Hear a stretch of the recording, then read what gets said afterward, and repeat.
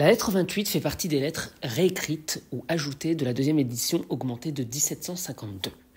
Plus courte dans sa première version, elle prend cependant appui sur le même épisode, le mariage de Céline. Mais revenons un peu en arrière.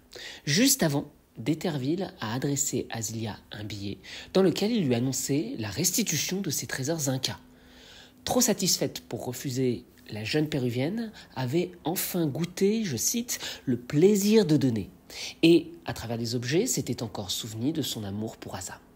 De plus en plus française, elle parvient tout de même à un équilibre avec sa culture d'origine. Tentée par le calme de la solitude, il a fallu l'insistance de son amie Céline pour qu'elle accepte de se joindre aux festivités.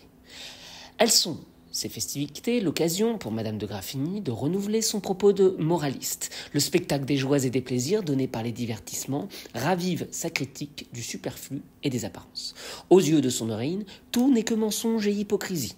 La société est boursouflée de vanité, même si quelques inventions méritent d'être admirées. Je n'ai pu résister, mon cher Asa, aux instances de Céline. Il a fallu la suivre, et nous sommes depuis 2 jours à la maison de campagne où son mariage fut célébré en arrivant. Avec quelle violence et quel regret ne me suis-je pas arraché à ma solitude. À peine ai-je eu le temps de jouir de la vue des ornements précieux qui me la rendaient si chère que j'ai été forcé de les abandonner, et pour combien de temps, je l'ignore. La joie et les plaisirs, dont tout le monde paraît enivré, me rappellent avec plus de regret les jours paisibles que je passais à t'écrire, ou du moins à penser à toi. Cependant, je ne vis jamais des objets si nouveaux pour moi, si merveilleux et si propres à me distraire, et avec l'usage passable que j'ai à présent de la langue du pays, je pourrais tirer des éclaircissements aussi amusants qu'utiles sur tout ce qui se passe sous mes yeux si le bruit et le tumulte laissaient à quelqu'un assez de sang-froid pour répondre à mes questions. Mais jusqu'ici, je n'ai trouvé personne qui en eût la complaisance, et je ne suis guère moins embarrassé que je ne l'étais en arrivant en France. La parure des hommes et des femmes est si brillante, si chargée d'ornements inutiles, les uns et les autres prononcent si rapidement ce qu'ils disent, que mon attention à les écouter m'empêche de les voir, et celle que j'emploie à les regarder m'empêche de les entendre. Je reste dans une espèce de stupidité qui fournirait sans doute beaucoup à leur plaisanterie s'ils avaient le loisir de s'en apercevoir. Mais ils sont si occupés d'eux-mêmes que mon étonnement leur échappe. Il n'est que trop fondé, mon cher Asa. Je vois ici des prodiges dont les ressorts sont impénétrables à mon imagination.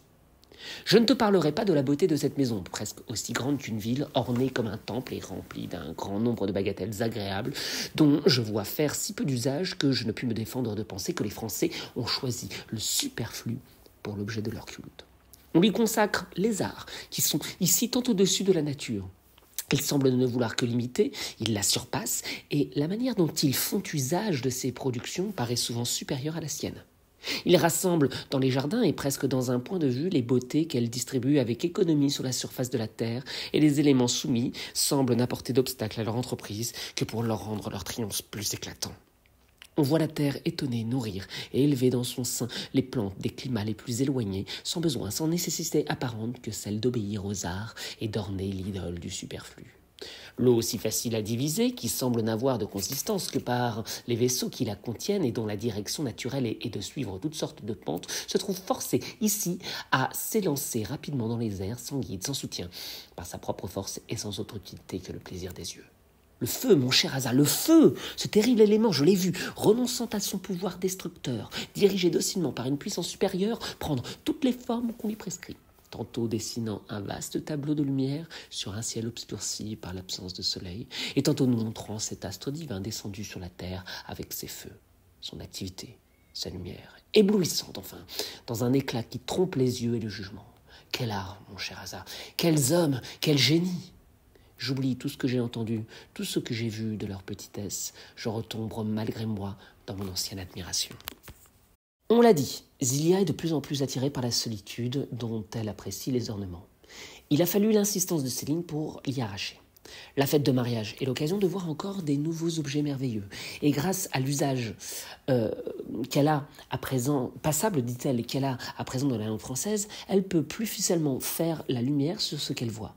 Chez Zilia, la vue et la parole sont on ne peut plus lier. Cependant, personne ne répond à ces questions, dit-elle. Elle est toujours victime du mépris des Français, alors même qu'elle a fait les efforts pour s'intégrer à leur culture. On voit combien, au passage, Madame de Graffigny est soucieuse de donner une psychologie fouillée à son personnage et de retranscrire fidèlement les douleurs d'une immigrée, le sentiment de rejet. Zilia profite du fait que personne ne lui adresse la parole pour observer l'apparence de cette foule d'hommes et de femmes. Son œil aiguisé permet de décrire leur brillante et vaine parure. Ils parlent sans s'écouter, ne s'occupent que d'eux-mêmes, ne remarquant pas l'étonnement de la péruvienne, pour eux transparente. Par prétérition, c'est-à-dire qu'elle dit sans le dire, Zilia dit qu'elle ne parlera pas du luxe inutile des maisons. Il n'empêche qu'elle le fait donc et qu'elle ne peut s'empêcher de condamner un goût qu'elle juge excessif. Les Français ont choisi le superflu pour l'objet de leur culte, affirme-t-elle. Si elle critique ces artifices, c'est qu'ils éloignent des vraies beautés, celles de la nature. Elle prend l'exemple des jardins pour illustrer cette tentative d'imiter une beauté qui existe sans qu'il ne soit besoin à l'homme d'intervenir. L'art des jardins n'est jamais, pour elle, qu'une façon de soumettre les trésors de la terre pour atteindre de vains triomphes plus éclatants. Il contrarie le besoin, les nécessités, tout cela par goût du superflu. Zilia salue tout de même l'invention des fontaines, qui, pour ingénieuse qu'elle soit, n'en est pas moins guère inutile. Les Français soumettent donc la terre, l'eau, mais également le feu. Pour le coup, Zilia se montre plus enthousiaste quand elle évoque à la fin de sa lettre le vaste tableau de lumière projeté dans le ciel par les feux d'artifice. « Quel art, quels hommes, quel génie !» s'exclame-t-elle, abandonnant finalement toute forme de critique. Elle en a plein les yeux, comme on dit, au point que ces hommes qu'elle trouvait vains et petits ne le sont plus. Elle les admire, encore un peu.